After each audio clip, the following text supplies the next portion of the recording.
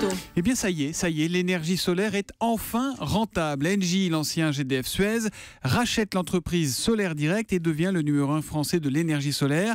Axel de Tarlé, on a pourtant longtemps dit que le solaire, c'était sympathique, mais c'était pas très rentable. Oui, mais ce n'est plus le cas. Solaire Direct, donc cette entreprise, produit une électricité à 70 € du mégawattheure. Pour vous donner des éléments de comparaison, l'éolien, c'est 80 € du mégawattheure et l'EPR, donc le nucléaire de nouvelle génération, on est à plus de 100 €. Donc vous voyez, le solaire de ces trois énergies est la moins chère, la plus compétitive. Mais pourquoi les prix ont-ils autant baissé? C'est parce que les Chinois ont cassé les prix des panneaux solaires, par exemple? Alors, c'est vrai que le prix des panneaux solaires a été divisé par 5 en 8 ans, moins 80%. Mais ça n'a rien à voir avec les Chinois, c'est la force des choses. Pourquoi?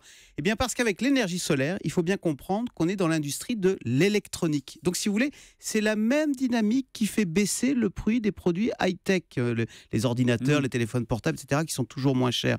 Eh bien c'est la même chose, les cellules photovoltaïques, c'est l'électronique, c'est toujours plus performant, d'où une baisse permanente des prix. Et c'est bien pour cela qu'une entreprise comme Engie, ex-GDF Suez, qui est l'un des plus gros producteurs d'électricité au monde, rachète cette entreprise Solaire Direct qui exploite aujourd'hui 500 mégawatts, c'est l'équivalent de la moitié d'un réacteur nucléaire. Mais le carnet de commandes de cette entreprise est 10 fois supérieur avec des projets solaires dans le monde entier, Inde, Chili, États-Unis, etc. Bon, cela dit, il y a quand même une objection. Il reste un problème, c'est celui de l'intermittence. Qu'est-ce qu'on fait de tout ça quand il n'y a pas de soleil? Voilà, alors ça c'est le grand problème. Il y a deux réponses. Un, les réseaux. Le soleil brille toujours quelque part sur la planète. Il s'agit simplement d'acheminer l'électricité, de la répandre. Et donc ça veut dire, c'est vrai, construire des lignes à haute tension. Et puis, ça a un coût. Ça a un coût. Deuxième réponse, eh bien, il faut savoir ajuster sa consommation.